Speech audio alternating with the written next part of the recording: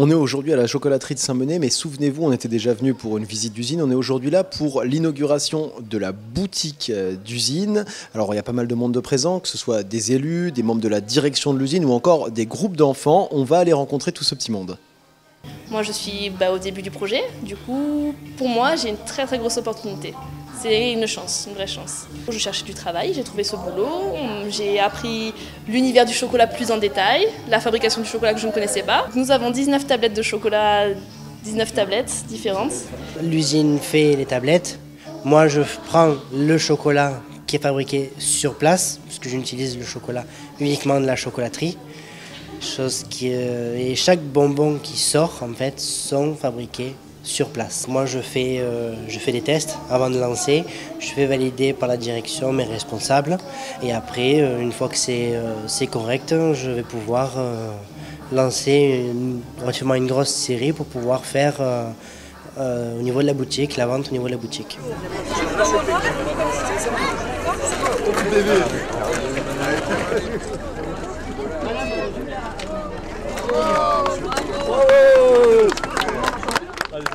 Moi, en vérité, j'ai jamais perdu espoir. Bon, avec Nestlé, on a eu la chance qu'on a su qu'on pouvait être repris directement par une société Net Cacao. Quand Net Cacao a fermé, je me suis dit, mon challenge, j'en ai qu'un. Je me donne mon seul challenge de redémarrer cette usine. C'était un plaisir pour moi déjà d'avoir redémarré cette usine.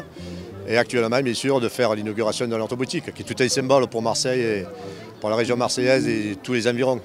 Et qui ne connaît pas l'usine de Saint-Menet, qui n'a pas visité cette usine. À l'époque, il y avait 20 000 personnes qui visitaient l'usine par an. Donc c'est quelque chose d'énorme. C'est une bonne nouvelle pour les entreprises, oui. C'est surtout une bonne nouvelle pour Marseille et pour la métropole, puisque c'est une opération de renaissance industrielle avec des capitaux étrangers, ce qui prouve que cette métropole est capable d'attirer, là ici des Russes, mais sur d'autres sujets, on a d'autres bailleurs de fonds étrangers qui viennent et qui interviennent, d'autres investisseurs, dont ce territoire reste attractif. C'est surtout la confiance des entreprises qui ont le courage, l'audace de venir ici, sur ce site, à côté de Valentine Vallée Verte, à côté de ce que nous allons faire à Château Saint-Antoine. Avec cette inauguration, avec la Renaissance des chocolateries de Provence, je veux dire que nous sommes ici pour un projet durable. Pour cette année, j'ai prévu un minimum 15 emplois.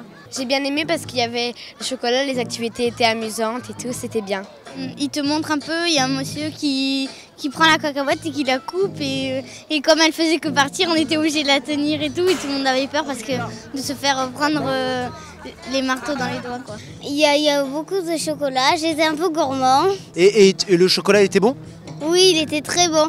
Eh bien la fête est terminée, mais vous l'aurez compris, c'est une nouvelle page de la chocolaterie de Saint-Menet qui va s'écrire avec ces nouveaux investisseurs russes qui ambitionnent de créer plusieurs emplois au cours de l'année à venir. À très vite sur City Post.